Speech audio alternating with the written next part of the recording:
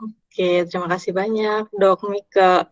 Sebelumnya saya juga mau terima kasih udah dikasih kesempatan untuk diskusi terkait ini karena memang betul seperti yang disampaikan sama Dok Mer, obrolan atau ya diskursus mengenai keterkaitan opresi terhadap hewan dan perempuan itu masih jarang sekali meskipun banyak feminis bisa dibilang gerakan feminis di Indonesia lumayan kuat tapi isu ini masih kurang diterima oleh masyarakat karena masih kurang terlalu paham apa sih keterkaitannya. Oleh karenanya kita akan sedikit membahas apa sih keterkaitannya. Boleh next?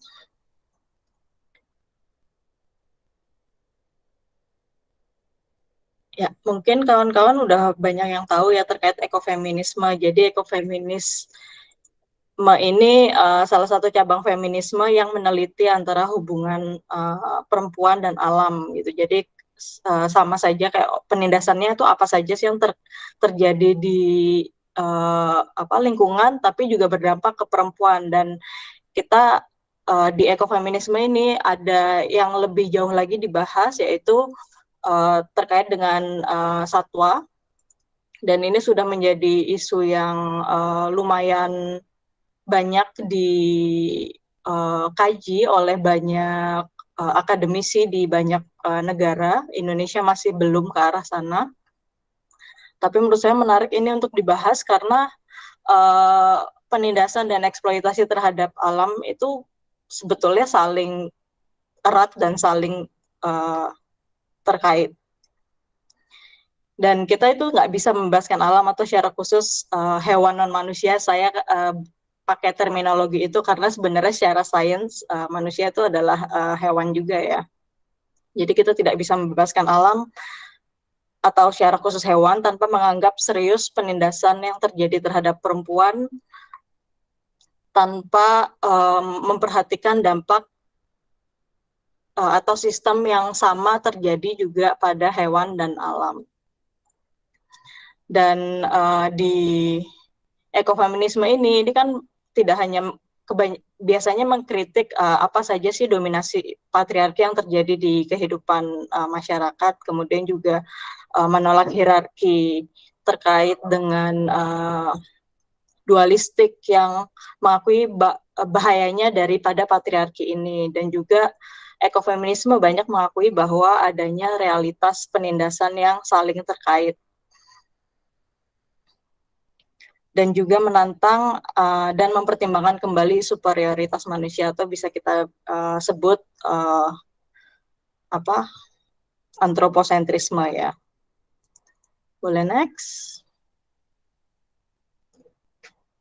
Ya, dari tadi sebut patriarki, kalau kawan-kawan banyak yang belum tahu, patriarki itu sifat-sifat maskulin seperti dominasi, kekerasan, eksploitasi, agresi, dan penghinaan terhadap alam yang merupakan menjadi akar dari eksploitasi perempuan dan hewan. Oleh karenanya para ekofeminis kemudian banyak menyerukan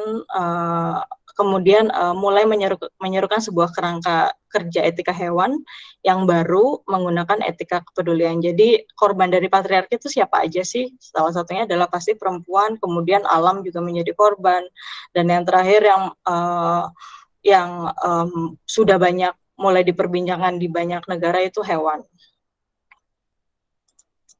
Boleh next?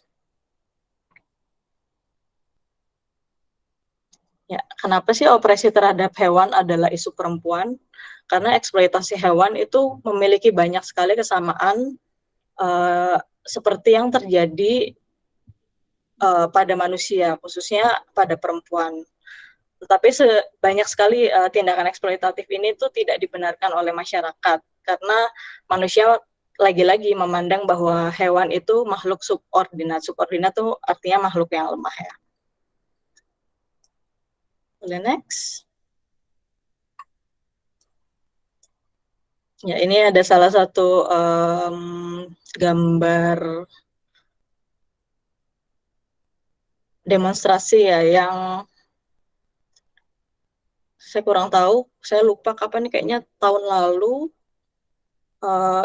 di sini di belakang gambar ini ada tulisan kami bukan monyet, kami manusia atau stop rasisme. Ini kaitannya sama kasus di Papua kalau tidak salah ya. Di sini saya tekankan juga bahwa pembenaran yang sama untuk menindas hewan telah digunakan untuk membenarkan tindakan perbudakan, karena yang terjadi di kasus di mana fotonya saya cantumkan ini itu penindasan atau operasi yang terjadi di Papua, yang mana menarik buat saya untuk cantumkan foto ini karena di sini juga sebut kami bukan monyet, kami manusia ya.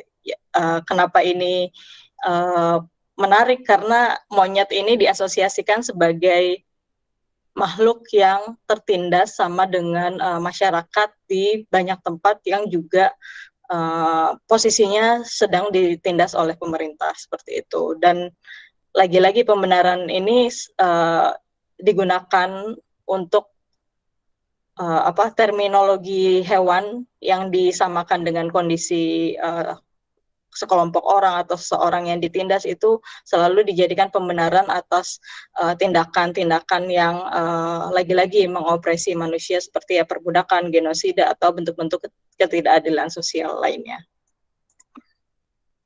Boleh next. Ya, ini ada banyak sekali ilustrasi yang saya masukkan karena menurut saya lebih gampang untuk dimengerti apa sih hubungan opresi terhadap perempuan dan hewan. Salah satu yang saya taruh di sini adalah induk babi ya. Induk babi mungkin banyak yang ada yang tahu, ada yang enggak.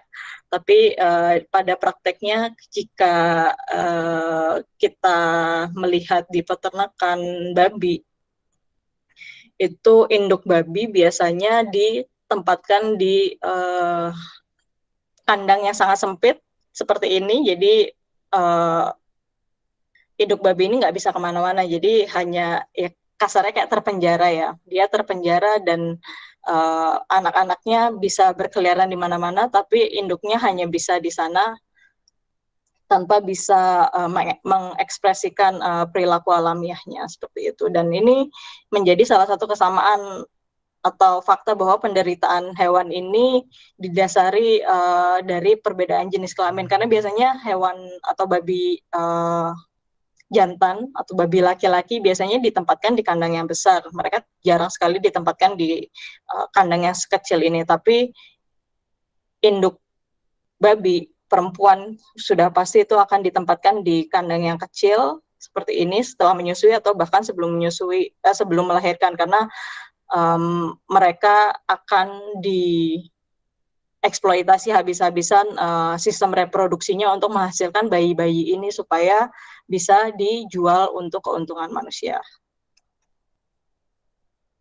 Next. Ya, ini ya sudah saya jelaskan tadi, hewan betina dieksploitasi karena kemampuan reproduksinya untuk keuntungan manusia. Boleh next.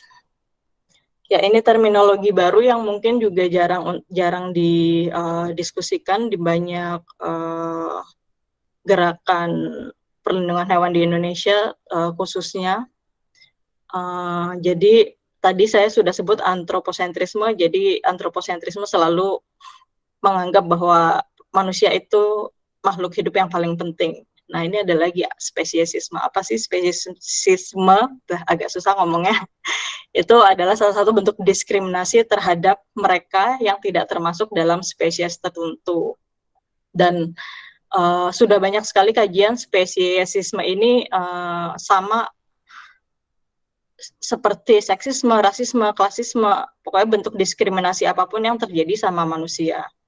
Kalau dikaitkan dengan satwa perempuan, hewan betina, itu juga sangat banyak contohnya. Salah satu yang beberapa yang saya masukkan di sini adalah contohnya ayam.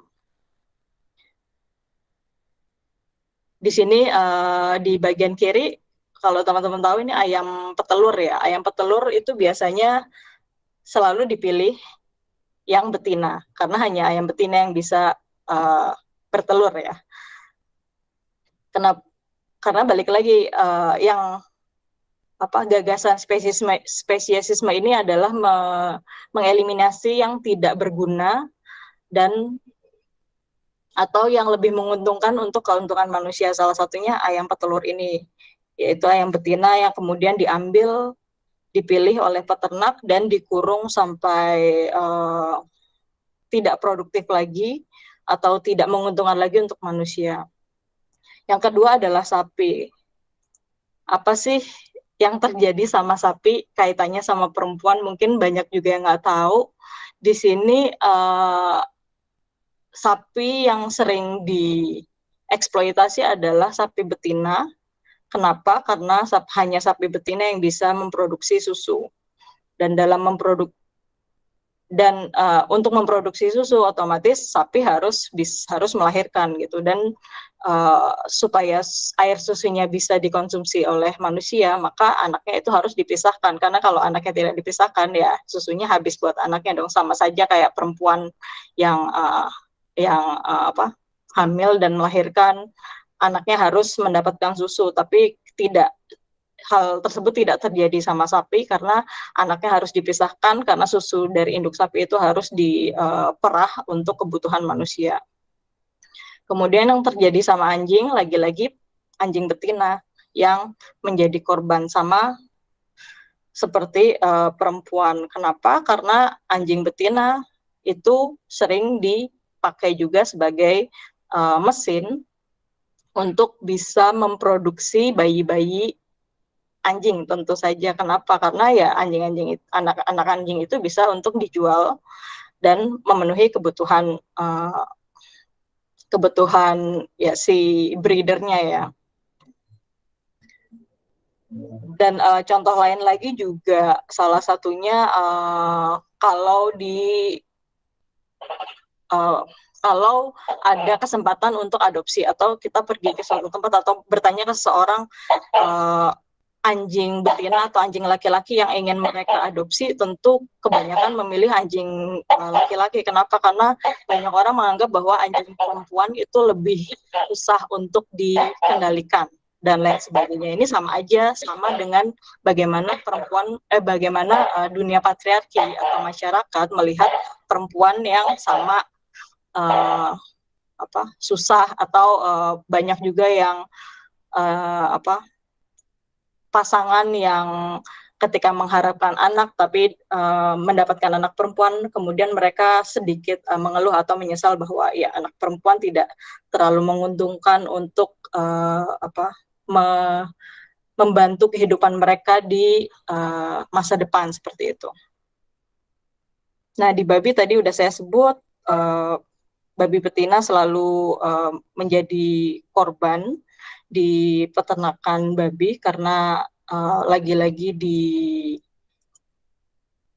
dieksploitasi alat reproduksinya untuk menghasilkan anak-anak babi ini. Kemudian di monyet, ini salah satu contoh satwa liar yang saya masukkan, karena di Indonesia itu masih banyak sekali orang yang memelihara monyet, walaupun secara global monyet sudah ditetapkan sebagai hewan yang populasinya terancam ya, tapi di Indonesia masih belum mau untuk mendeklarasikan perlindungan terhadap monyet. Dan oleh karenanya kenapa ini urgent, karena Indonesia adalah salah satu eksportir monyet ekor panjang untuk dijadikan uji coba, dan yang sering menjadi korban lagi-lagi monyet betina. Kenapa? Karena anak-anak monyet ini yang sering untuk diambil untuk dikirim ke luar negeri atau dijadikan hewan peliharaan, karena tentu bayi hewan apapun selalu akan lebih menarik perhatian orang-orang untuk membeli atau mengadopsi ketimbang yang dewasa. Dan di monyet ini sifatnya selalu anak monyet hidup berdekatan dengan induknya, dan oleh karenanya ketika para pemburu datang untuk memburu bayi-bayi mereka, induk monyet ini sudah pasti akan dibunuh. Jadi lagi-lagi yang menjadi korban adalah hewan betina di kasus monyet atau satwa liar ini. Boleh next. Ya, contoh lain yang bisa saya ilustrasikan yaitu di sini ada gambar bagaimana laki-laki sangat kelihatan apa ya, macho atau bangga bahwa mereka sudah berhasil memburu seekor babi hutan. Nah, di sini juga dijelaskan bahwa bagaimana cara manusia berbicara tentang perempuan dan hewan itu seringkali sama, yaitu lagi-lagi merendahkan. Kata-kata yang merendahkan perempuan dan hewan juga sering digunakan secara bergantian, sehingga memungkinkan mereka yang memiliki hak istimewa untuk mempertahankan kekuasaan atau kelompok-kelompok tersebut. Boleh next. Nah, salah satu kata-kata umpatan yang sering dilontarkan oleh kelompok-kelompok yang merasa dirinya istimewa adalah misalnya sapi. Sapi itu sering dikonotasikan negatif karena um, bentuk tubuhnya yang besar, gemuk. Dan ini sering sekali dilontarkan ke perempuan yang berbadan tubuh besar oleh seseorang yang menganggap bahwa dirinya lebih baik gitu. Jadi mengata-ngatain perempuan sapi atau babi untuk perempuan atau seseorang yang wajahnya dianggap lebih jelek. Atau monyet juga sering dijadikan kata umpatan. Kemudian bitch itu kalau dari sejarah itu adalah anak anjing betina yang mana sering sekali dipakai oleh masyarakat untuk merendahkan martabat perempuan. Jarang sekali bitch dipakai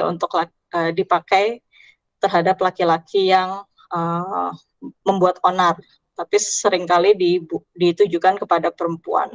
Kemudian pasti teman-teman tahu ayam kampus selalu ditujukan ke perempuan, tidak pernah ke laki-laki. Nah, kata-kata ini seringkali digunakan untuk merendahkan martabat perempuan, sementara penggunaan hewan yang didomestikasi juga direndahkan karena digunakan sebagai kata umpatan. Boleh next. Ya, infertilitas atau non produktif. Ya, di sini ada dua contoh yang dua ya ilustrasi yang saya taruh.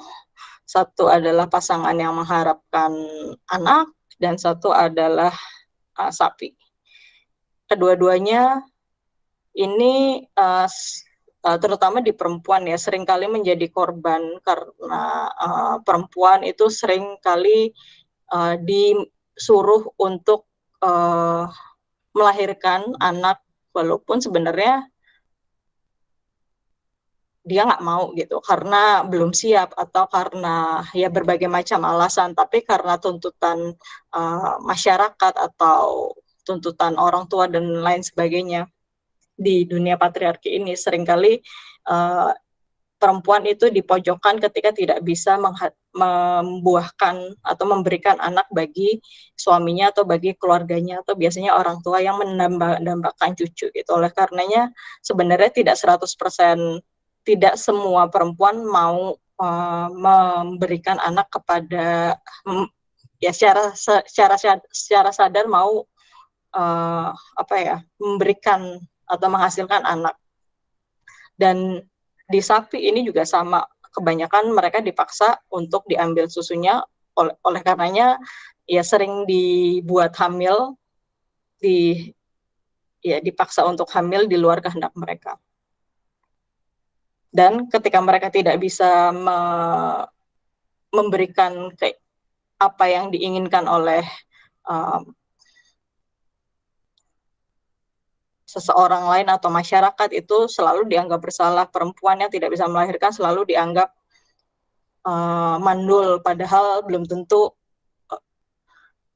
masalahnya ada di perempuan, tapi selalu perempuan yang disalahkan. Kemudian ya sapi karena tidak bisa bicara dan karena dari zaman kolonial sudah dibentuk sistem bahwa memang sapi itu berada di dunia ini untuk menghasilkan susu, otomatis sistem itu ya sampai sekarang berjalan dan diyakini masyarakat atau dinormalisasi masyarakat bahwa itu fungsi yang sebenarnya ada atau diberikan oleh si sapi-sapi ini. Ya, ini kaitannya dengan peternakan industri apa? Jadi kaitannya itu lebih kepada limbah. Tadi kita ngomongin ekofeminisme ada kaitannya juga dengan alam atau limbah. Ini terjadi atau dampak yang ditimbulkan oleh peternakan industri. Apa kaitannya sama perempuan? Salah satunya misalnya peternakan industri itu seringkali membuang limbahnya tidak sesuai aturan, tidak punya tempat pengelolaan limbah yang bagus. Kenapa? Karena banyak hal, ada karena alasan politik, ada karena alasan ya tidak tahu atau tidak mau tahu, dan kurang tegasnya pemerintah untuk menindaklanjuti pelanggaran-pelanggaran terjadi, itu berdampak ke banyak perempuan. Salah satunya misalnya di gambar kecil yang ada airnya, itu karena peternakan biasanya kan berada di desa ya, di perdesaan atau di perkampungan yang tidak terlalu banyak penduduk, sedangkan masyarakat di sana seringkali masih memanfaatkan air untuk melakukan cuci atau mandi dan lain sebagainya. Sedangkan jika sungai itu dicemari oleh limbah, yang mana limbah industri biasanya nggak cuma kotorannya aja, tapi sekarang sudah banyak sekali peternakan industri yang menggunakan obat-obatan, terutama antibiotik, yang mana sangat merugikan dan sangat merugikan kesehatan masyarakat dan lingkungan. Jadi dampak yang paling akan diterima itu oleh banyak perempuan di pedesaan, karena kebanyakan ibu-ibu terutama kan yang ibu-ibu yang sering ke sungai untuk melakukan mencuci pakaian atau mandi, sedangkan bapak-bapak biasanya bekerja di luar, tidak mengurusi pekerjaan rumah tangga. Kemudian di hal lain yang terjadi adalah ibu-ibu ini juga paling cepat terpapar zoonosis atau ya antibiotik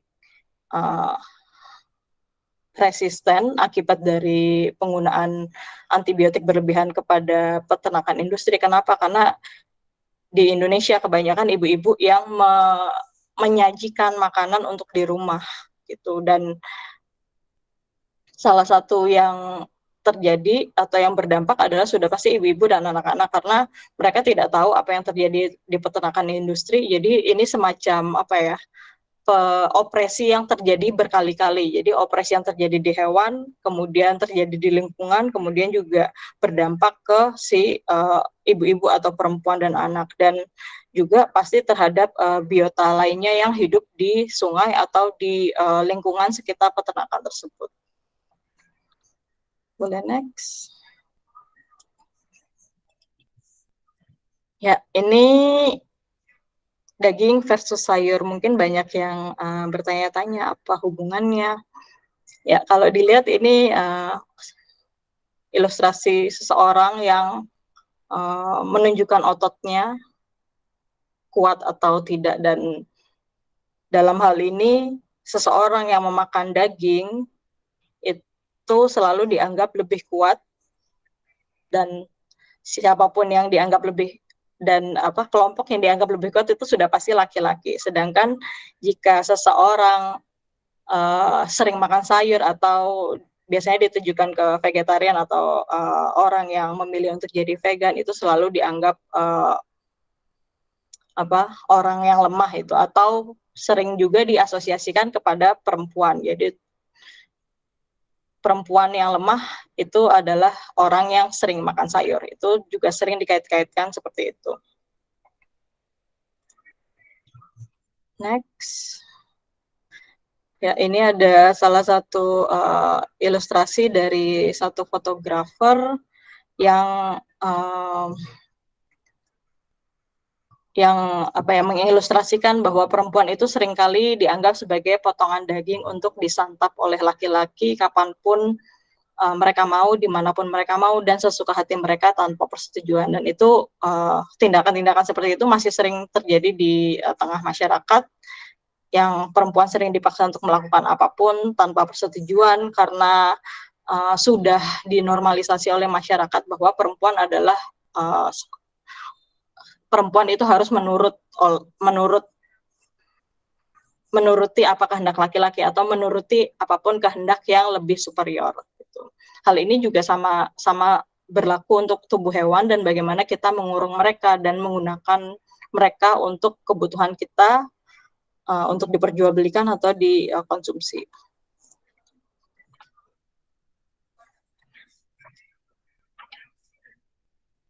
Next, oke.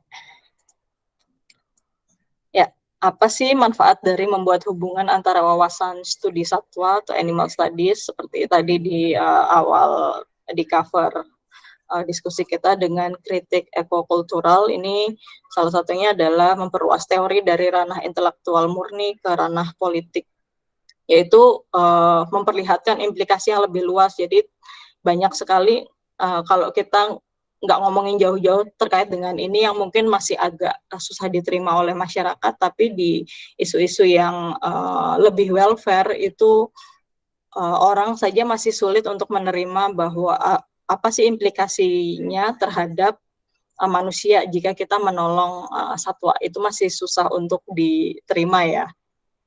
Dan sebenarnya ini intinya sama, yaitu memperlihatkan implikasi yang lebih luas dan akar yang lebih dalam dari wawasan animal studies atau studi satwa yang membuat teori tersebut lebih relevan, yaitu opresi yang terjadi sama perempuan itu terjadi juga loh sama hewan, seperti yang tadi contoh-contohnya sudah saya jelaskan. Kemudian juga mengungkap peran historis hubungan manusia dan hewan dalam melanggengkan penjajahan. Jadi tindakan-tindakan yang banyak terjadi terhadap satwa, terutama di peternakan, itu sebenarnya kan peninggalan penjajahan. Oleh karenanya jika kita terus mendukung berbagai macam tindakan eksploitatif terhadap hewan, itu sama saja kita melanggengkan penjajahan yang telah dilakukan oleh penjajah pada masyarakat atau nenek moyang kita ya, pada zaman dahulu, atau lembaga-lembaga yang sekarang masih melakukan tindakan yang memperbudak orang. Itu juga sebenarnya sangat relevan dengan mengungkap peran historis hubungan yang melanggengkan penjajahan ini. Kemudian mengungkap peran manusia dan dalam struktur yang menindas, seperti konsumen itu sebenarnya juga di kajian ini juga dianggap sebagai kelompok orang yang masih mendukung tindakan opresi terhadap hewan yang juga ada keterkaitan erat dengan manusia atau perempuan. Kemudian juga sebagai kontributor perubahan iklim. Pasti kawan-kawan juga banyak yang sudah baca ya, apa peternakan industri itu salah satu kontributor besar dalam perubahan iklim. Kemudian juga sebagai salah satu sponsor kelangkaan pangan global, seperti yang banyak berita, saya kurang tahu di Indonesia, sepertinya juga kurang diberitakan terkait ini, bahwa kelangkaan pangan itu salah satunya di kontributor besarnya itu adalah peternakan industri, atau ya yang salah satu tempat terbesar di mana eksploitasi terhadap hewan betina itu terjadi, karena banyak sekali hutan yang dibabat habis-habisan untuk ditanami pakan satwa.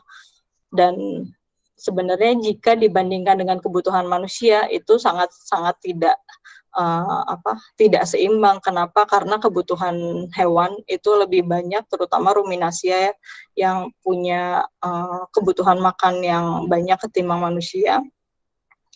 Jadi lahan yang dipakai untuk panganan hewan itu diambil dari hutan yang sebenarnya jika ditanami oleh panganan untuk manusia itu akan lebih sedikit kebutuhannya ketimbang untuk hewan, seperti itu. Jadi jika kita masih jadi ini salah satu contoh kenapa kita bisa dianggap sebagai sponsor kelangkaan pangan global. Dan juga kaitannya sama perubahan iklim, bukan itu kaitannya dengan bagaimana penggunaan air untuk peternakan, itu juga banyak dikaitkan dengan perubahan iklim, kemudian juga gas metan yang dihasilkan oleh peternakan, kemudian juga lagi-lagi hutan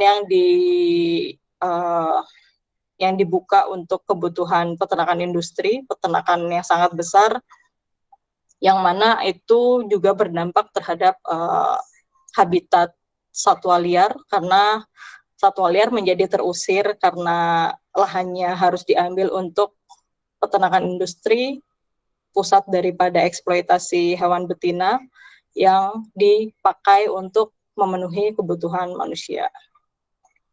Kemudian pemulihan referen yang tidak hadir ini agak susah untuk diterima mungkin, tapi ini sebenarnya kajian yang sangat menarik. Dan di sini saya tulis Adams itu salah satu pelopor ekofeminisme yang juga mengkaitkan teori animal studies yang sudah mengkaji isu ini sejak 1990. Jadi sebenarnya isu ini bukan isu baru yang baru-baru aja dikritisi oleh banyak akademisi atau para feminis atau para aktivis perlindungan hewan di banyak negara, tapi sudah lama sekali dikaji dan sudah banyak dikaji ulang oleh banyak akademisi di berbagai pusat penelitian dan universitas. Boleh next. Ya, ini beberapa contoh kalau kawan-kawan yang mau belajar lebih dalam terkait dengan ekofeminisme itu bisa baca salah satunya bukunya Carol J. Adams, itu yang tadi saya sebut. Dia salah satu pelopor yang banyak mengkaji isu-isu penindasan terhadap perempuan dan hewan betina. Kemudian ada juga ada buku Animals and Women, itu salah satu buku yang jadi pusat atau kayak kitab, bisa dibilang kitab dari para ekofeminisme di banyak negara yang mengkaji ulang terkait dengan hubungan opresi perempuan dan hewan betina. The next. Ya, ini beberapa akademisi. Kalau mau tahu lebih dalam terkait dengan kajian-kajian ini bisa ketik nama-namanya. Ada Carol J. Adams, Josephine Donovan, Manisha Dika, Lori Grant, Rita Gard, Marty Kiel. Ini mereka semua pelopor kajian kritis terkait dengan opresi ini, dan banyak dari mereka itu tidak hanya sebagai aktivis, tapi juga penulis atau filsuf, dan seperti salah satunya di sini Manisha Dika, ini dia ahli hukum di bidang ilmu satwa.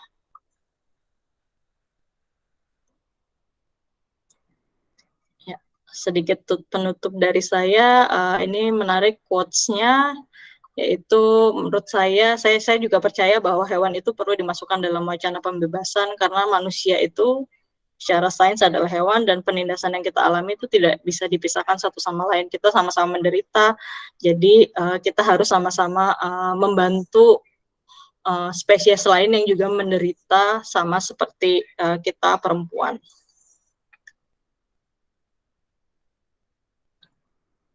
Dan yang terakhir, ini menarik, gambarnya saya ketemu di Google, Random Eat the Patriarchy. Kita harus menumpas atau memakan patriarki supaya perempuan juga dipandang, tidak direndahkan, dan mempunyai derajat yang sama seperti laki-laki yang selalu menganggap diri mereka adalah superior, atau ya sistem patriarki yang sering dilanggengkan di kehidupan kita. Terima kasih. Tepuk tangan dong, sampai terdiam mencerna. Karena buat saya pribadi ini isu yang baru ya semenjak kerja di AWI. Jadinya memang sangat menikmati penjelasannya Mbak Vio tadi terkait dengan opresi perempuan dan hewan. Dan kita buka sesi diskusi, ya Mbak ya. Kita buka sesi diskusi, silakan yang mau bertanya, raise hand ya. Atau ingin menyampaikan pendapatnya boleh saja, atau menyanggah nggak apa-apa selama ini ruang aman untuk diskusi, silahkan gitu. Silahkan berpendapat. Ada yang mau berbicara, silahkan raise hand aja, nggak apa-apa.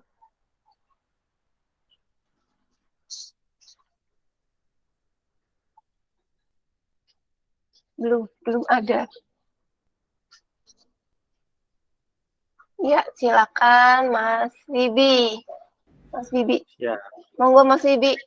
Halo Kak Violita, halo Dok Mika, Dok Mer, selamat malam semuanya. Ini satu isu yang sangat menarik, apalagi tadi Kak Violita menjelaskan tentang patriarki dan tentang hewan betina yang tidak seharusnya dijadikan sebagai ditindas gitulah.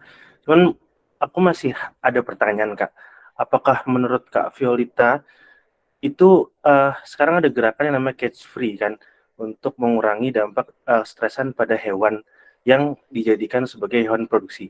Menurut kakak apakah itu suatu langkah yang tepat atau suatu langkah awal untuk bisa menguatkan dari isu animal welfare sendiri kak? Itu aku ingin bertanya itu apakah itu sudah tepat atau memang hanya langkah awal saja untuk kedepannya kita bisa yang namanya memperkuat isu dari animal welfare. Terima kasih Kak Firza. Ya, terima kasih pertanyaannya. Ya, kalau dikaitkan dengan opresi yang terjadi, topik opresi ini tentu sebetulnya yang dipercayai oleh siapapun yang percaya bahwa semua makhluk hidup harus dibebaskan. Berarti sebetulnya ayam juga harusnya dibebaskan, tapi lagi-lagi kita tidak bisa serta-merta untuk melakukan itu dalam waktu sekejap. Oleh karenanya salah satu gerakan catch free yang juga diusung oleh kami dan beberapa kawan juga yang punya fokus untuk melindungi hewan yang diternakan yang masih belum banyak terlibat, masih banyak sekali LSM yang belum terlibat di isu ini adalah ya melakukan pembebasan, tidak 100% pembebasan, tapi menaikkan derajat ayam betina, ayam petelur betina, untuk mendapatkan hak-haknya. Salah satunya adalah supaya mereka bisa paling tidak mengekspresikan perilaku alamiahnya di alam. Karena seperti tadi gambar yang saya sajikan itu salah satu contoh bagaimana ayam petelur itu hidup di peternakan di mana mereka tidak bisa mengekspresikan perilaku alamiahnya, tentu saja karena mereka hanya hidup di dalam kandang yang biasanya satu kandang itu ukurannya seperti kertas A4 yang tidak bisa, ya, sehingga mereka tidak bisa melakukan hal apapun, jadi berdesak-desakan, kemudian ya dipaksa untuk mereproduksi telur sampai akhirnya tidak produktif lagi. Kalau udah nggak produktif hewan betina atau ayam petelur ini sudah pasti mereka akan dipisahkan dari kelompok yang produktif untuk dijual dan disembelih gitu. Jadi sebenarnya ini tidak 100% pembebasan terhadap hewan, tapi menurut kami langkah awal di mana kita bisa memperjuangkan kebutuhan penting ayam untuk bisa dilakukan oleh ayam selama berada di peternakan, seperti itu. Buah ini ya, maksudnya nggak bisa serta-merta kita kayak membebaskan, tapi ini ada langkah ya. Itu pun juga masih belum banyak yang melakukannya gitu. Padahal itu sudah banyak penyeruan itu. Karena memang kalau pernah ke kandang petelur ya, itu mau gerak kayaknya nggak bisa. Sedangkan ayam itu secara perilakunya kan suka nyari-nyari, suka ngekeh apa sih namanya, tanah gitu kan ya. Ya, Itu garuk-garuk. garuk-garuk gitu. Sedangkan di sana apa yang digaruk tuh bentuknya seperti itu. Akhirnya imbasnya nanti mungkin juga hasil yang dihasilkan juga tidak berkualitas. Gitu. Next, mungkin Dokmer. Silakan. Oke, siap. Terima kasih Doknik dan juga Mbak Vio. Ya, tadi presentasinya tuh bagus sekali ya untuk kita bisa membuka wawasan, mengenal isu baru gitu di dunia aktivisme kesejahteraan hewan ya. Jadi ya banyak sekali isunya dan akan tetapi sayangnya isu ini sudut pandang ini nih sangat jarang dibahas dan saya tuh senang sekali secara pribadi Kak Vio bersedia untuk sharing hal ini karena ini sangat penting. Kita juga maksudnya ini kan ruang bebas kita sharing gitu ya dan juga kan akan orang kita mau ambil pahamnya atau kita mau mendukung itu kan kembali lagi ke keputusan kita secara individu gitu ya. Akan tetapi alangkah lebih baik kita mengenal isunya dan membuka informasi ini. Palingnya saya sedikit memberikan tanggapan bahwa kenapa sih kita perlu mengenal isu-isu lebih jauh lagi, diskusi yang lebih terbuka untuk berbagai macam isu di bidang kesejahteraan hewan, karena lagi-lagi kata kuncinya itu sebenarnya ignorance. Kalau kita membiarkan diri kita untuk tidak peduli, ya kita tahu bahwa tapi kita nggak peduli, itu sama dengan juga tindakan penyiksaan atau kejahatan juga sebenarnya ya. Karena artinya kita sudah tahu, seperti misalnya contoh kasus kayak sekarang sedang terjadi ya, genosida manusia di Gaza. Tapi kita tahu, tapi kita tidak peduli. Ataupun misalnya kita tahu, sekarang kita lihat informasi bahwa hewan-hewan yang diternakan itu mengalami penyusutan nilai mereka sebagai makhluk hidup. Gitu. Kita perlu membuka mata bahwa ini terjadi.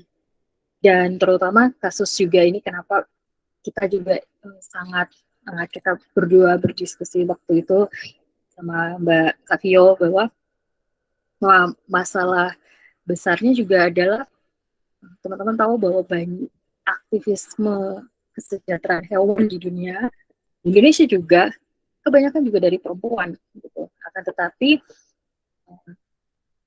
perempuan masih juga secara sadar dan tidak sadar gitu ya, karena situasi dan pusaran patriarki ini sangat kuat gitu, apalagi di Indonesia juga membuat kita jadinya seperti menormalisasi tindakan-tindakan yang seharusnya tidak harus tidak sebenar-benarnya dilakukan. Kayak tadi ya, beberapa contoh mungkin seperti kayak seperti yang tadi disampaikan bahwa bagaimana itu kaitannya apa sebenarnya dengan itu. Tapi memang eksploitasi besarnya ada dan juga relasinya ada. Paling itu aja tadi tanggapan dari saya, dan ini semoga teman-teman juga ayo mau bertanya atau juga mau kasih tanggapan atau mau kasih atau diskusi terkait topik kita yang ini ya, terkait topik yang disampaikan sama Mbak Vio. Paling itu dari saya. Terima kasih. Silakan, sudah ada yang bertanya nih, Dorana. Silakan. Terima kasih Dokmer atas tambahan dan tanggapannya, bisa dibilang seperti itu. Menarik ya. Apa namanya? Saya sendiri pengen bertanya jadinya nanti, tapi saya tahan dulu, sabar. Kita lanjut ke penanya selanjutnya, yaitu nggak kelihatan nih saya pakai chat. Siapa tadi yang bertanya, Mbak? Hilang? Kepencet? Oh, orangnya keluar. Ayo Mbak Dorana. Halo, Mbak. Oh, halo, iya, silakan. kepencet, mohon maaf. Saya baru pertama pakai Google Meet, maaf. Oh, Eh, kepencet. Iya, kepencet. Jadi terima kasih ya buat siapa saya bilang ya, saya baru tahu ini JAAN ya kalau nggak salah. Kak Violita tadi ya. Mohon maaf kalau salah mention. Jadi ini tentang ada beberapa yang mau saya highlight atau mau saya tanyakan juga Kak Violita, mohon maaf, dengan Dokter Mike. Nah, jadi gini, ini kan memang tentang kesejahteraan hewan dan concern yang sebenarnya banyak saya jumpai, dan untuk langsung maksudnya di akar rumputnya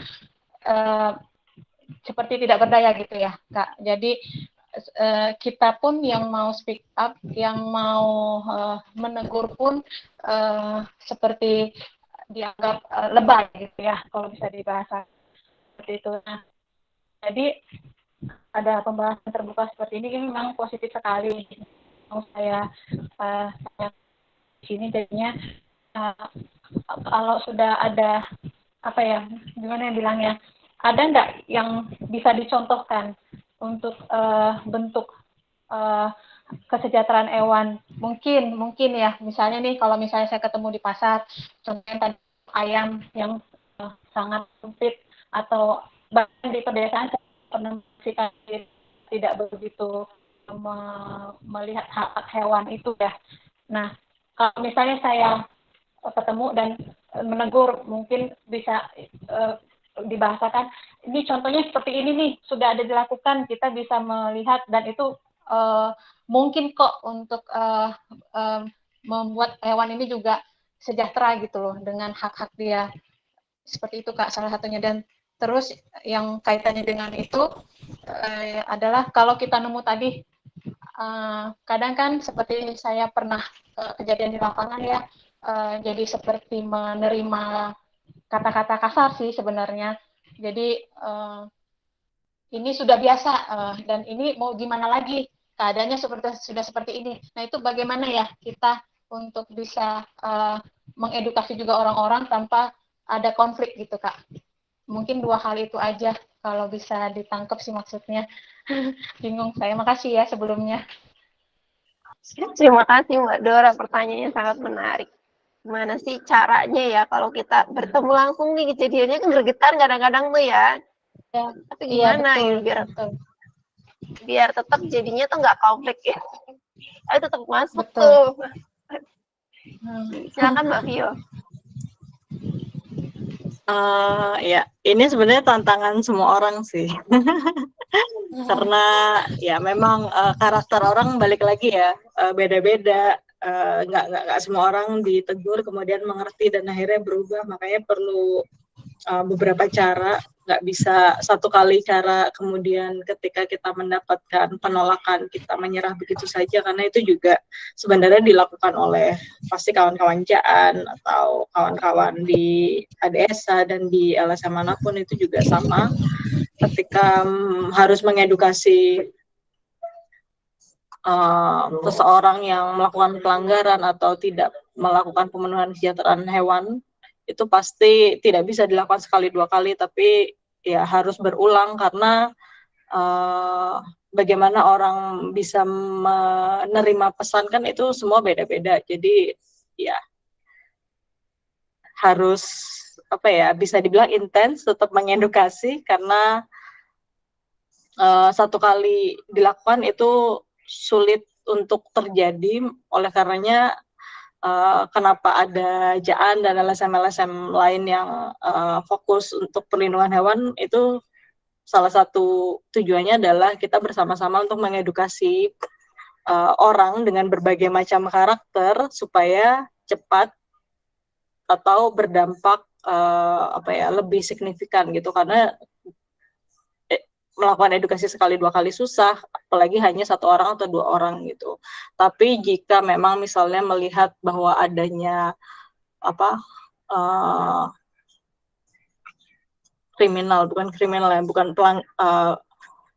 tindakan kejahatan yang memang harus sudah sangat urgent untuk ditindaklanjuti oleh pihak berwenang, itu nggak perlu takut untuk melapor gitu, karena memang tantangan kita juga di Indonesia adalah masih banyak penegak hukum yang kurang teredukasi atau kurang memahami adanya undang-undang perlindungan satwa, atau tidak terlalu punya compassion ya, atau welas asih terhadap satwa, sehingga banyak melakukan penolakan. Tapi menurut saya itu tetap penting untuk dilakukan. Kenapa? Karena jika itu tidak dilakukan, maka pemerintah yang berwenang misalnya menindaklanjuti pelanggaran kesejahteraan hewan atau pembunuhan kesejahteraan hewan di pasar atau dimanapun gitu, atau polisi yang sudah ranahnya ke pidana, kalau mereka tidak tahu adanya kasus-kasus seperti ini karena banyak masyarakat tidak melapor, otomatis bagaimana cara mereka tahu bahwa ada permasalahan di lapangan yang sebenarnya urgent untuk ditangani gitu. Jadi menurut saya jika memang kasus yang dilihat itu sudah sangat bisa untuk dilaporkan, itu lebih baik dilaporkan. Tapi jika masih bisa untuk mengedukasi, harus sabar dan terus lakukan itu berkali-kali, karena sekali dua kali itu sulit untuk bisa melakukan perubahan gitu. Jadi balik lagi, intinya sabar dan semangat untuk melakukan gitu. Tapi kalau misalnya ada hal-hal yang sekiranya bingung apa saja tips untuk menghadapi orang-orang tertentu, misalnya karena sudah berkali-kali melakukan tapi tidak ada dampak atau hasil yang ditimbulkan, mungkin Mbak Dora atau kawan-kawan yang sedang mengalami permasalahan bisa konsultasikan ke kawan-kawan LSM seperti Jaan, itu juga bisa ditanya. Kita juga punya email untuk konsultasi kalau menghadapi suatu permasalahan. Kalau kami lebih di hukum, tapi juga kami bisa membantu memberikan tips atau cara-cara bagaimana membantu masyarakat yang ingin membantu satwa supaya lebih mudah untuk dijalankan gitu. Tapi tentu saja itu tidak bisa menggaransi kayak satu cara itu sudah pasti berhasil, tapi harus melakukan beberapa cara seperti itu. Baik Kak, terima kasih ya Kak Violeta. Baik, memang yang namanya edukasi itu ya nggak bisa kayak satu waktu, itu kan perjalanan panjang dan butuh nafas panjang, dan ya, tetap dilakukan dengan baik dan penuh senyuman, karena nggak semua orang itu mau mendengarkan kita, apalagi itu sesuatu yang mereka anggap di luar normal kali Mbak Pio ya. Paling kita akan tahu aneh. Karena ini kan kita lagi membahas sesuatu yang sudah dinormalisasi, sudah dianggap biasa, lalu kita nggak gitu. Sama seperti ini ya, maksudnya ini kan mau cerita tentang saya dokter hewan, saya pernah ditegur soal saya tidak merawat hewan, tidak punya peliharaan ya. Kenapa? Gitu. Saya jelaskan karena ketika kita merawat hewan, kita memutuskan untuk mengangkat anak, menurut saya itu kita butuh samanya list-list panjang, nggak sekedar dibawa ke rumah, dan itu pun tidak bisa gitu. Maksudnya itu pun banyak yang kayak bilang aja nggak sayang hewan gitu. Jadi mereka sekedar sayang itu ngangkut ke rumah, padahal kan udah di rumah itu sedangkan kamarnya, tempat yang nyaman harus seperti itu, tapi itu ternyata tidak dianggap biasa. Itu baru contoh kasus yang sering terjadi banyak ya. Kalau kita ke pasar itu banyak sekali yang bikin iya Mbak Bio, saya yang mau tanya nih, karena kayaknya belum ada yang mau tanya atau yang masih diem atau masih bengong. Oh ada Mbak Novita, boleh Mbak Novita Damayanti, silakan Mbak, langsung saja dengan pertanyaannya.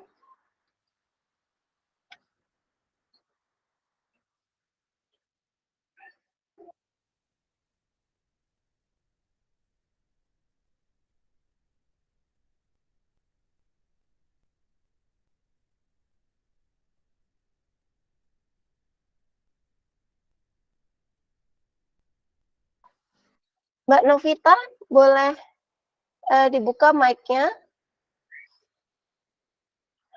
Mungkin kepencet ya, Mbak.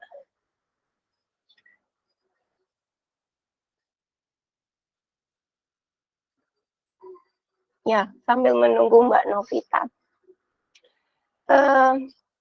Apa ya, saya dari tadi menikmati, menyimak dari tadi. Moderator boleh bertanyakan ya, gitu. Tentang penindasan apa namanya perempuan dan hewan betina. Memang kan sering mungkin saya juga pernah dulunya gitu mengatai seseorang jadi kesel gitu dengan sebutan hewan gitu. Karena memang di lingkungan tertentu itu kan dianggap sebuah hal yang biasa gitu. Tapi kalau ketemu teman yang agak berbody besar, udah kita punya apa namanya langsung dikaitkan dengan hewan tertentu. Namanya kan udah tersarang baru sadar, oh itu namanya pelecehan masuknya. Lalu Mbak, pertanyaannya, apa sih gitu yang mesti kita lakukan gitu sebagai seorang awam mungkin di sini ya, terkait kalau saya tadi nyimak apakah saya harus jadi vegetarian gitu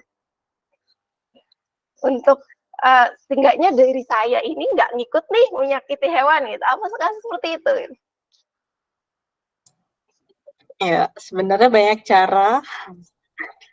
Salah satunya sebagai orang awam ya pasti mengedukasi diri ya, karena banyak orang ya lebih baik punya keinginan untuk mengedukasi diri daripada nggak sama sekali, karena ilmu kan selalu berkembang. Kalau kita masih berpatokan dengan ilmu-ilmu lama, yang mana dunia ini selalu maju, otomatis kan udah nggak relevan lagi, sama seperti halnya dengan kegiatan-kegiatan yang mengeksploitasi hewan yang terjadi di banyak tempat, yang mana itu dilandasi dengan tradisi, yang mana sebenarnya itu sudah tidak relevan lagi. Memang ini jadi isu yang sangat kompleks karena terkait dengan masyarakat adat, tapi balik lagi bagaimana cara kita bisa mengakomodir isu masyarakat adat dan eksploitasi terhadap hewan ini kan perlu dikaji lagi gitu, dan banyak sekali sebenarnya tindakan-tindakan yang terjadi pada hewan, eksploitasi terhadap hewan, yang mana sejarahnya itu sudah sangat bergeser. Dalam artian misalnya dulu di satu desa itu hanya memburu satu hewan dilindungi setahun itu hanya sekali, tapi tradisi itu masih terus berjalan sampai sekarang. Tapi jumlah hewan yang diburu itu tidak hanya memburu satu hewan untuk satu tahun seperti dulu sejarah atau nenek moyang mereka mengajarkan itu, tapi bergeser menjadi ya kapan ada hewan dilindungi di laut misalnya lewat, ya udah diburu aja. Itu kan berarti ada pergeseran budaya dong. Apakah hal tersebut harus tetap untuk dipertahankan ketika melihat bahwa adat dulu mengajarkan atau nenek moyang mereka mengajarkan hanya boleh memburu satu hewan, sedangkan sekarang dengan teknologi yang sudah maju mereka tidak hanya memburu satu tapi beberapa hewan untuk satu tahun, seperti itu. Jadi ada pergeseran budaya, dan balik lagi itu kajian yang sulit untuk bisa untuk bisa dipecahkan karena butuh banyak pemikiran kritis dari banyak ahli lingkungan, ahli satwa, dan ahli masyarakat adat dan hak asasi manusia untuk bisa membuat isu ini menjadi adil untuk ke semua pihak gitu. Tapi tadi kaitannya dengan hal apa yang bisa dilakukan supaya tidak mengeksploitasi satwa, sebenarnya kalau kita bicara wacana pembebasan itu tentu tidak mendukung upaya-upaya yang membuat hewan ini menjadi menderita. Salah satu penderitaan itu kan terjadi di industri peternakan. Itu ya mengeliminasi segala produk yang berasal dari hewan gitu. Tapi karena memang itu hal yang sulit dilakukan, tentu dengan mengurangi itu juga sudah menjadi langkah yang bagus untuk bisa membantu kehidupan satwa di peternakan atau jumlahnya tidak semakin banyak dipakai atau dieksploitasi di peternakan untuk kebutuhan manusia. Jadi pengurangan, kemudian pelan-pelan adalah mengeliminasi. Itu sama sebenarnya sistem atau gerakan yang dilakukan oleh kita ini sudah dilakukan juga oleh banyak negara-negara lain atau negara-negara maju yang sering kali mengolok-olok kita, yang menganggap bahwa gerakan ini tuh nggak relevan di Indonesia atau di Asia karena pemikiran-pemikiran ini adalah pemikiran Barat. Padahal Barat juga melakukannya hal sama seperti kita dulu ya, dari awal banyak penolakan, kemudian pelan-pelan orang mulai memahami, mulai punya kepedulian, ignorance-nya berkurang terkait dengan penindasan terjadi terhadap hewan, sehingga mereka pelan-pelan mengurangi konsumsi dan akhirnya banyak diantaranya juga akhirnya melepaskan segala bentuk konsumsi produk dari hewan gitu. Iya, belum mulai pelan-pelan ya, maksudnya lakukan apa yang bisa dilakukan. Kan udah dapat ilmunya nih.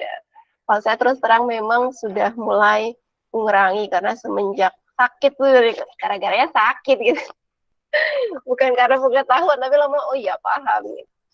Karena memang banyak di industri sekarang ya, hewan-hewan yang kita konsumsi itu benar-benar tidak sesehat itu gitu loh, banyak sekali masuk-masukan bahan kimianya gitu.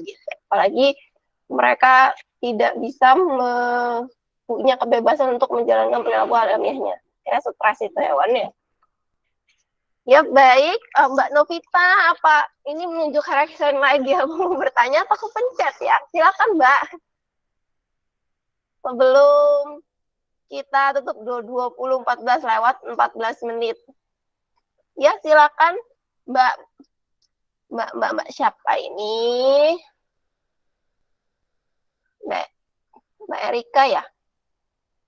Ya, Mbak Benedikta Erika. Silahkan Mbak.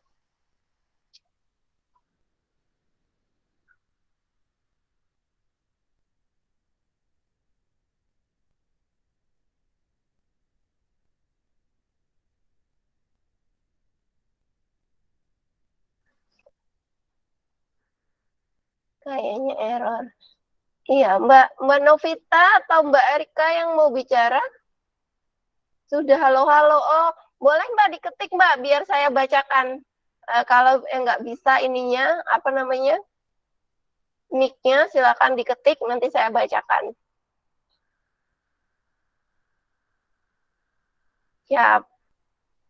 Sambil Mbak Novita ngetik, mungkin kita ke Mbak. Suara saya apakah terdengar? Enggak, masih di mute Mbak Erika. Enggak terdengar. Coba. Ada ini ya, sinyal mungkin ya, makanya. Mbak Erika. Silakan Mbak Erika.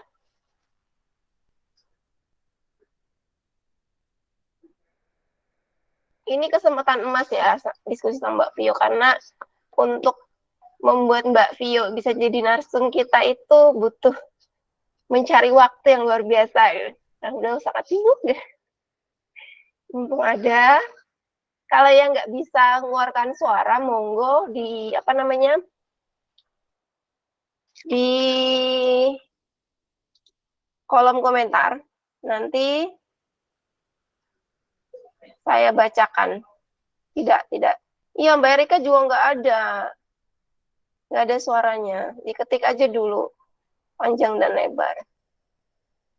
Nggak apa-apa. Mbak Novita juga boleh diketik aja di kolom chat kalau kendala mic.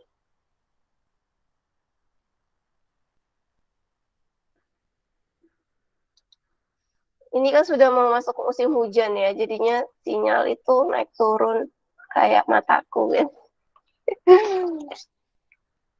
Sinyal naik turun. Sambil nunggu. Oh iya teman-teman.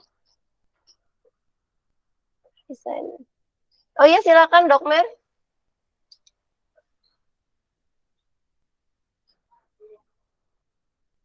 Monggo Dokmer. Siap. Halo semua, saya izin numpang informasi sedikit. Lagi kita menunggu pertanyaannya dari Mbak Novita dan Mbak Erika.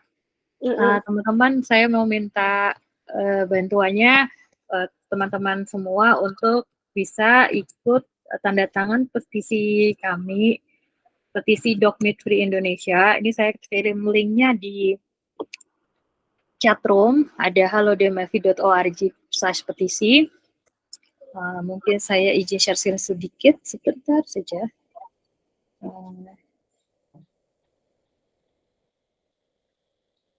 Berikut sambil kita ini ya iklan sedikit. Jadi kita sedang membuat petisi ini supaya mendesak pemerintah pusat untuk buat regulasi produk hukum untuk pelarangan perdagangan daging anjing dan kucing. Kita masih jauh dari yang kita harapkan, tapi kita minta bantuan teman-teman untuk sharing dan juga untuk tanda tangan petisi ini supaya kita juga bisa jadi gerakan sama-sama untuk mendesak pemerintah pusat supaya ada undang-undang perlindungan. Itu dari saya, silakan. Iklannya sudah selesai, silakan saya kembalikan. Terima kasih Dokmer, itu sebagai salah satu upaya tadi untuk menghentikan eksploitasi, karena memang perdagangan anjing di Indonesia mulai meresahkan ya. Dan dampaknya ke kesehatan kita tentunya. Baik, ini saya bacakan pertanyaan dari Mbak Novita. Halo Kak Vio, Dokmer dan teman-teman. Kaget ya, ternyata terkait dengan eksploitasi wanita, ayam kampus, kita juga suka nyebut-nyebut begitu. Ini hal yang sering ya terjadi. Nah, teori ini sebenarnya bisa dipakai untuk edukasi breeder-breeder anjing dan kucing dong.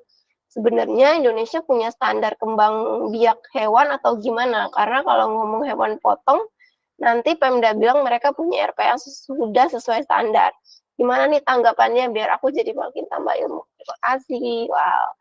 Terima kasih Mbak Novita untuk pertanyaannya. Silakan Mbak Vio. Iya. Makasih, pertanyaan menarik banget. Ya, sebenarnya tadi kaitan dengan breeding, salah satu contoh yang saya kasih juga kaitannya dengan eksploitasi terhadap hewan betina yang sistemnya sama persis terjadi sama perempuan yang dipaksa untuk bereproduksi karena tuntutan masyarakat ya. Nah, kaitannya dengan standar mengembangbiakan hewan kesayangan dalam artian anjing dan kucing, setahu saya di Indonesia itu guideline-nya nggak ada, tapi boleh dikoreksi kalau misalnya teman-teman ada yang tahu. Setahu saya sih nggak ada, tapi regulasinya ada. Dan di Indonesia tuh seringkali banyak regulasi terkait dengan bagaimana memenuhi kesejahteraan hewan, tapi seringkali itu bias dalam artian tidak terlalu spesifik begitu.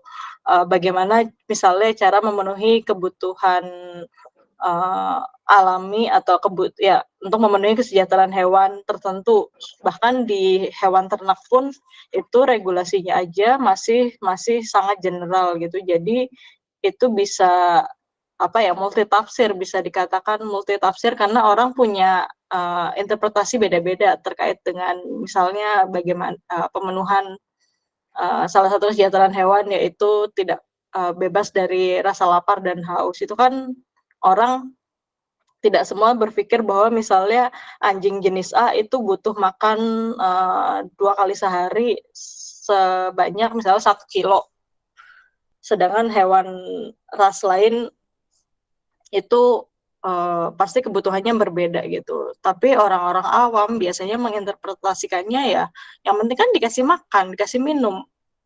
Mau cuma dikasih minumnya setetes ya dianggapnya udah dikasih minum gitu. Makanya kenapa perlu reformasi hukum yang lebih detail terkait dengan guideline atau tata cara budidaya ya, walaupun memang secara personal saya tidak setuju adanya budidaya hewan apapun gitu. Tapi jika ini tidak diatur maka yang terjadi ya seperti sekarang gitu, breeding anjing atau kucing dilakukan tidak semena-mena, tidak ada tata cara yang jelas yang juga melindungi si anjing atau kucing, sehingga ya menyengsarakan si anjing atau kucingnya itu sendiri begitu.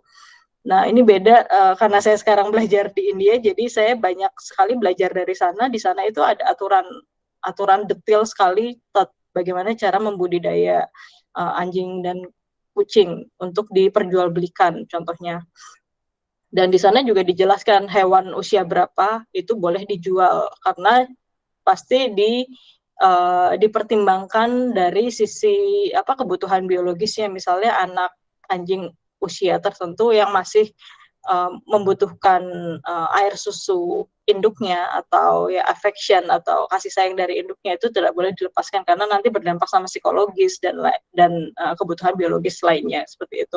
Sedangkan di Indonesia kan tidak ada aturan seperti itu, jadi masih sangat general, masih sangat bias. Jadi perlu sekali adanya reformasi hukum terkait dengan guideline yang juga sifatnya mengikat, jadi tidak sifatnya voluntary, karena di Indonesia ada juga guideline atau tata cara budidaya hewan ternak misalnya, tapi itu tidak dijadikan panduan yang bersifat wajib, sehingga ketika tidak dipenuhi akan mendapatkan sanksi hukum. Itu tidak disebut seperti itu, seringnya ya voluntary aja. Jadi kalau mau dipakai monggo, kalau enggak ya nggak apa-apa gitu. Yang mana itu kan dilematis, padahal pentingnya ada aturan atau tata cara budidaya itu kan mengatur orang untuk supaya mereka bisa melakukan pemenuhan kesejahteraan hewannya dengan tata cara yang sudah ditentukan gitu sama pemerintah, yang mana seharusnya ya merefer ke temuan-temuan ilmiah. Atau kalau di Indonesia karena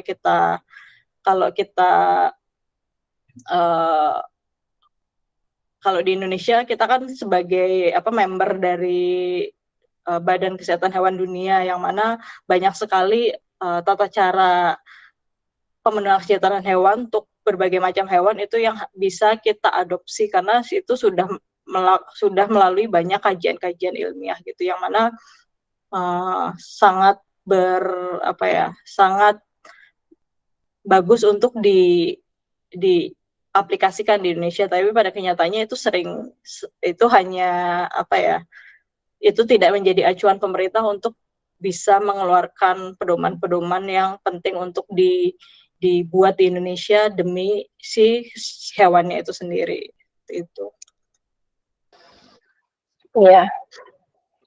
Aspek hukumnya kita belum kuat karena belum terlalu detail ya Mbak Vio ya kalau membahas. Padahal dengan bentuk, kalau dulu kita dengar namanya kesejahteraan hewan, prinsip kesejahteraan hewan, sekarang ada 5 domain. Salah satunya itu masalah kesehatan mental hewan. Nah, kesehatan manusia aja kita masih ngomongin kesehatan mental manusia aja masih sering diolok-olok lah. Ini sudah masuk ke ranah dia stres nggak sih, dia nyaman nggak sih gitu. Karena tadi kata Vio, kita hanya tahu sekedar memberi makan, padahal setiap kebutuhan hewan itu berbeda ya Mbak Vio, dan itu aja belum semua bisa mengadopsi.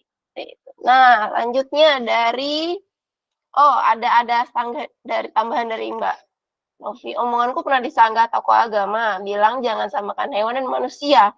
Lagian anjing itu kan nggak bisa ngerasain sakit, karena manusia itu makhluk yang mulia. Hanya manusia yang bisa merasakan sakit. Nah, berarti sebenarnya nggak apa-apa ya kalau breeding, yang penting kesejahteraan hewan terjamin. Misal vitamin dan kebutuhan selama hamil 2 kali maksimal melahirkan. Nah, pertanyaan terakhir ini. Jadi nggak apa-apa dong kalau breeding gitu. Yang penting terjamin. Ya, kalau berdebat dengan agama itu udah pasti nggak ada endingnya ya, karena apa, dasar kepercayaannya ya udah beda gitu. Kalau sama aja kayak saintis kan ilmu terkait dengan alam, banyak teori yang dipercaya, sedangkan agama mempercayai hal yang berbeda, jadi nggak akan bisa nyambung gitu. Makanya kalau berdebat dengan agama, hal yang perlu untuk di cara menarasikannya itu perlu berhati-hati sekali.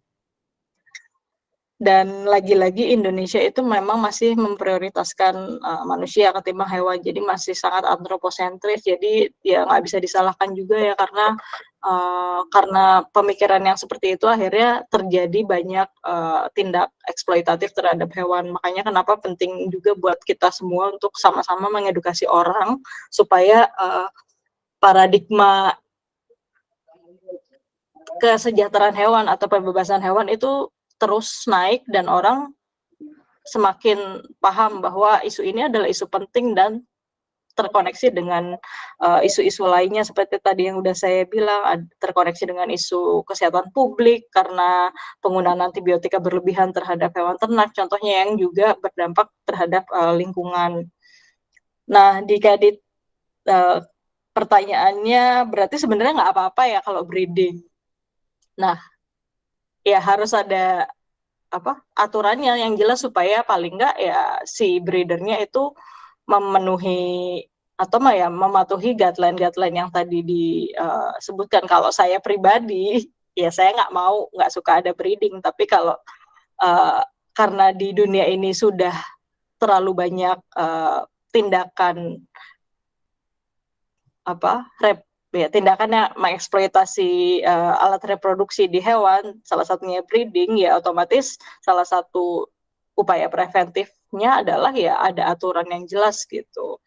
Yang penting sejahteranya terjamin, yaitu salah satu kenapa produk hukum itu harus ada, karena seharusnya mindsetnya ke kesejahteraan hewannya. Tapi lagi-lagi ya, untuk bisa mengarah ke sini perlu upaya yang panjang untuk akhirnya bisa membuat para pembuat kebijakan ini paham bahwa pemenuhan kesejahteraan hewan itu penting, dan kita nggak bisa ngomongin tentang hati. Kenapa? Karena sudah banyak sekali kajian, memang gerakan perlindungan hewan itu selalu terkait dengan hati atau compassion. Bagaimana kita menyayangi hewan gitu. Tapi pada kenyataannya itu sulit untuk diterima oleh banyak pihak, oleh pemerintah atau oleh sistem hukum kita. Kenapa? Karena hati itu tidak bisa diukur. Yang bisa diukur itu hanya sains. Jadi makanya kenapa banyak sekali saintis dari berbagai bidang atau multidisciplinary ilmu, nggak cuma saintis, tapi ya banyak ilmu lain, ilmu hukum, antropologi, perilaku hewan, dan berbagai macam ilmu yang ada kaitannya dengan hewan, psikologis juga bisa, itu untuk memberikan atau mengkaji lebih dalam apa sih hubungannya opresi terhadap hewan dengan ilmu-ilmu yang dipelajari oleh berbagai macam universitas gitu yang ditawarkan gitu. Salah satunya ya contoh kalau di saintis misalnya dengan mengetes kalau di dokter hewan tingkat hormon atau level hormon hewan untuk mengetahui bahwa hewan itu mengalami stres atau tidak.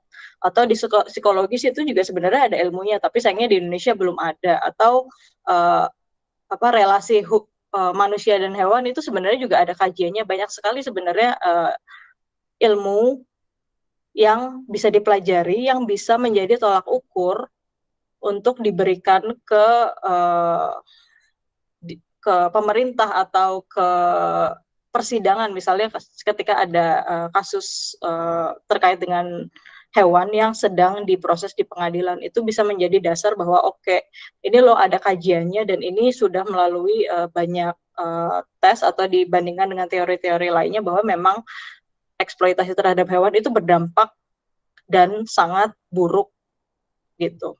Jadi kita nggak bisa kayak ngomongin hati, iya kan kasihan, karena itu nggak akan nggak akan bisa diterima oleh masyarakat. Makanya kenapa banyak sekali kasus-kasus kejahatan terhadap hewan itu hanya diterima oleh segelintir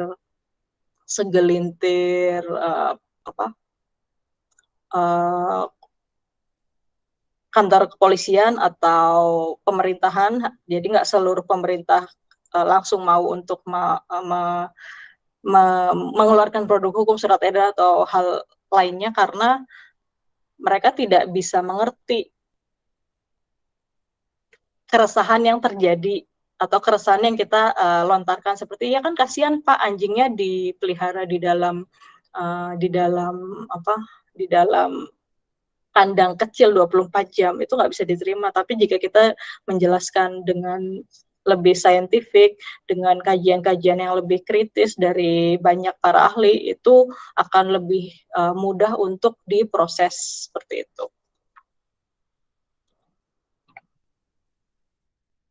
Asik jawabannya Kak Tio, Mbak Tio.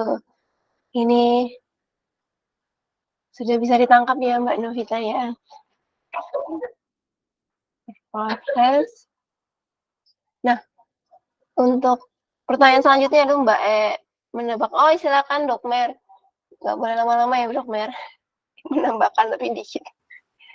Saya izin nambahin sedikit tadi dari Mbak Vio.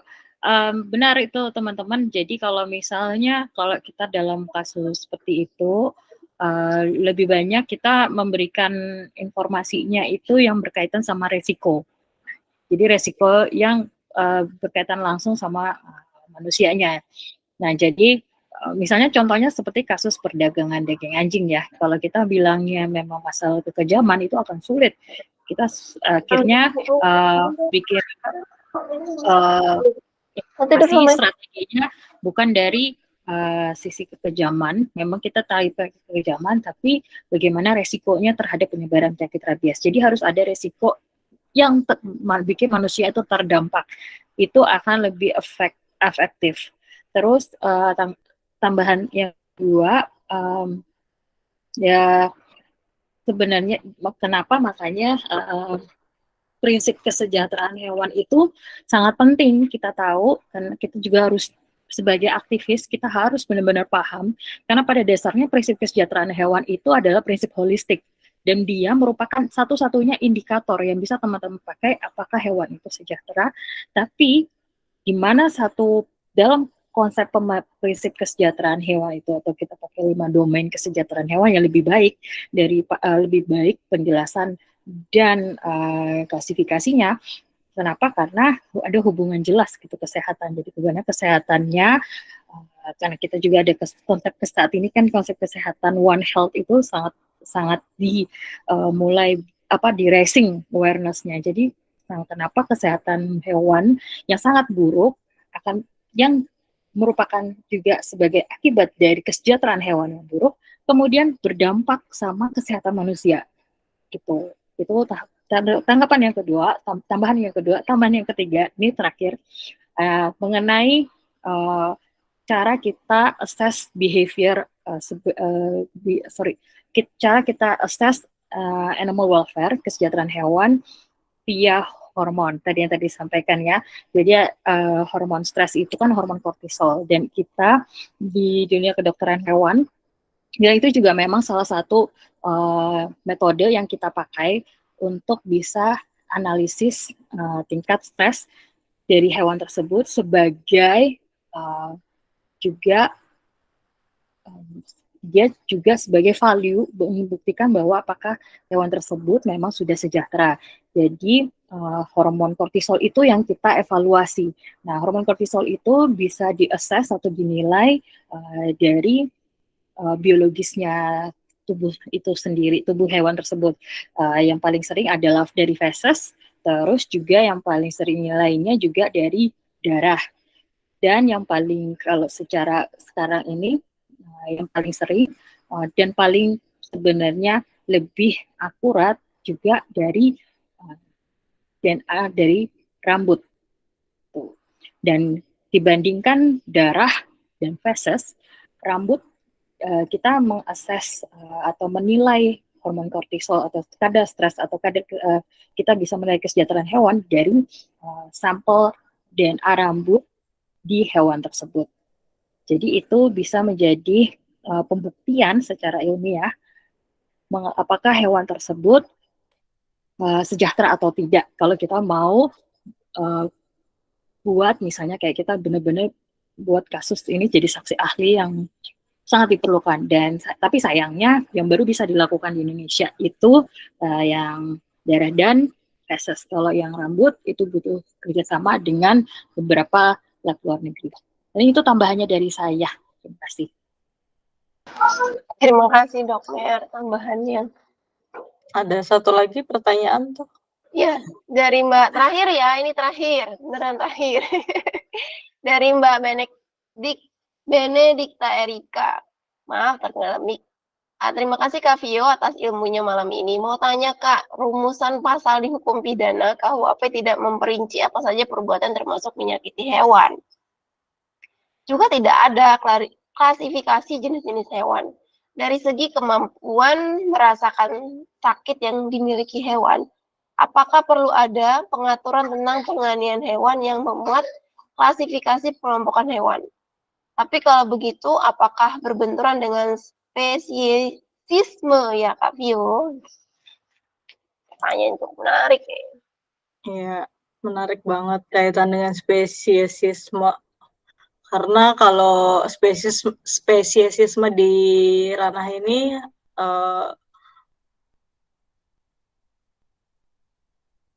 jadi menarik karena sebenarnya juga akhirnya jadi diskriminasi ya, karena kalau di hukum kita hewan yang pelaku-pelaku kejahatan terhadap hewan, terutama hewan dilindungi, itu hukumannya lebih tinggi ketimbang hewan lain gitu. Jadi lagi-lagi yang dianggap sebagai kasus penting, dalam prakteknya juga ini terjadi. Pihak kepolisian akan lebih sering atau akan lebih cepat menangani kasus yang kaitannya dengan hewan dilindungi ketimbang yang hewan tidak dilindungi, karena memang di Undang-Undang Konservasi itu jelas tertulis di situ juga memang tindak hukumannya lebih berat ketimbang yang tertulis di KUHP. Makanya ini kalau untuk orang awam susah untuk untuk diketahui gitu, karena memang sebenarnya untuk klasifikasi jenis-jenis hewan itu ada, tapi memang tidak tertuang di KUHP gitu.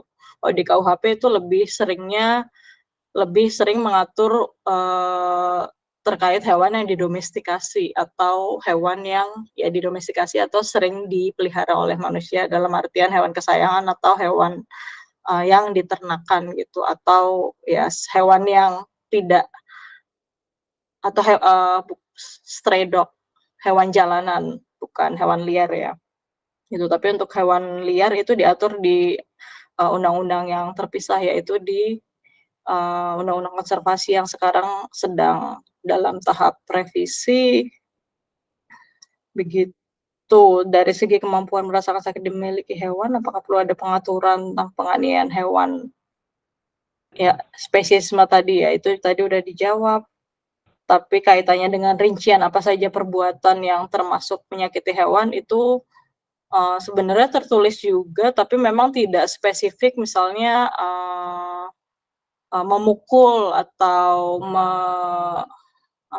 memotong seperti itu tuh enggak. Tapi sebenarnya itu sudah cukup melingkupi tindakan-tindakan apa saja yang bisa dipidanakan terhadap spesies-spesies hewan tertentu gitu. Jadi balik lagi, kalau misalnya ada kasus-kasus kayak gini, kasus-kasus terkait dengan satwa itu penting juga untuk untuk para penegak hukum paham gitu, hewan mana masuk ke ranah hukum yang mana, atau undang-undang yang mana, undang-undang yang mana yang bisa dipakai, karena itu juga masih jadi kendala di Indonesia, karena pihak polisian atau jaksa atau hakim itu masih kurang paham, karena mungkin pembagiannya kurang paham hewan mana saja diatur di undang-undang mana, itu mungkin juga karena sosialisasinya kurang, atau di satu sisi mungkin menganggap bahwa kasus hewan ini bukan kasus prioritas, jadi tidak terlalu penting untuk dipelajari lebih dalam gitu.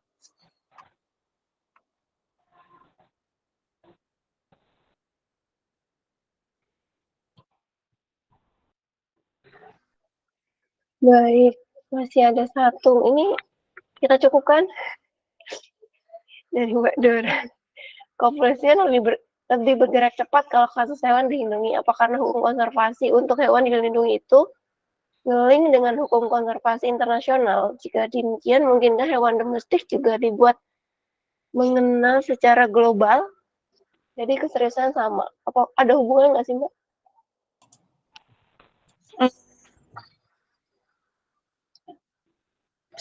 Sepertinya ada.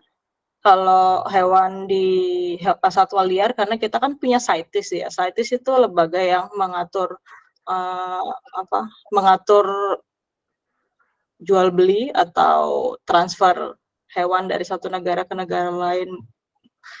Saya kurang tahu kajian ini, tapi saya pikir ini ada kaitannya. Tapi kalau hewan domestik yang dibuat mengenai secara global, karena sebenarnya nggak ada lembaga yang mengatur ini, setahu saya. Tapi mungkin kalau dikaitkan atau kalau satwa domestik dijadikan properti, itu hukumannya bisa beda atau bisa jauh lebih besar, tapi ranahnya tentu bukan pidana tapi perdata gitu. Kayak seperti sama di undang-undang kita, satwa yang tidak dilindungi, satwa yang tidak dimiliki oleh seseorang, dalam artian anjing jalanan atau kucing jalanan, itu tidak bisa diproses, tapi biasanya hukumannya sangat ringan. Tapi jika misalnya hewan itu berpemilik dan pemilik melaporkan dan menuntut seseorang yang melakukan penganiayaan terhadap hewannya dan menuntut sejumlah ganti rugi, itu nilainya menjadi lebih besar. Tapi balik lagi, si hewan-hewan ini statusnya harus bisa dibuktikan bahwa dimiliki oleh seseorang itu. Dan ya balik lagi sih, itu jadinya hewan memang di sistem hukum manapun adalah properti. Makanya kenapa satwa liar itu juga nilainya lebih tinggi atau hukumannya lebih tinggi, itu juga karena nilainya sebagai properti. Kan di undang-undang tertulis bahwa satwa liar adalah milik negara. Berarti itu kan properti negara, yang mana nilainya otomatis juga menjadi tinggi. Terlebih dikaitkan dengan CITES, CITES dan dan lembaga-lembaga internasional lainnya yang juga mengatur perlindungan satwa liar yang dilindungi, seperti itu. Sampai segitunya ya.